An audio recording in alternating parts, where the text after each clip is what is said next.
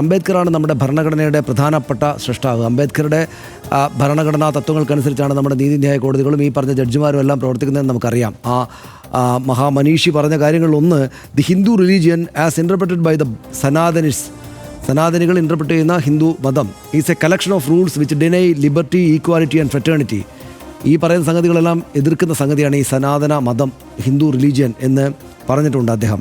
Sanatan Dharma is oppose to democracy, it believes in graded inequality എന്നും, അതായത് ശ്രേണീകൃതമായ അസമത്വം പ്രോത്സാഹിപ്പിക്കുന്ന ഒരു സംഗതിയാണ് ഈ സനാതന ധർമ്മം എന്നൊക്കെ പറഞ്ഞത് അംബേദ്കറാണ്. എന്ന് വെച്ചാൽ ഇതിനൊക്കെ വിമർശിക്കാനുള്ള ഇടം ഉള്ളൊരു നാടാണ് നമ്മുടെ നാട്. അവിടെ ഒരാൾ അങ്ങനെ വിമർശിക്കുമ്പോൾ അതെന്തോ വലിയ കുറ്റമായി പോയി എന്ന മട്ടിലാണ് കോടതികൾ പറയുന്നത് എന്നത് അങ്ങേയറ്റം ബുദ്ധിമുട്ടുണ്ടാക്കേണ്ടതാണ്. നമുക്ക് ആ ബുദ്ധിമുട്ടിൻ്റെ ഭാഗമായുള്ള ചർച്ചകൾ അവിടെ ഉണ്ടായിക്കഴിഞ്ഞു എന്നാണ് നമ്മൾ മനസ്സിലാക്കുന്നത്. നമുക്ക് അടുത്ത വിഷയത്തിലേക്ക് പോകും മുമ്പ്, നീതിപീഠങ്ങളാണ് ഏതൊരു പൗരൻ്റെയും അവസാന അഭയം.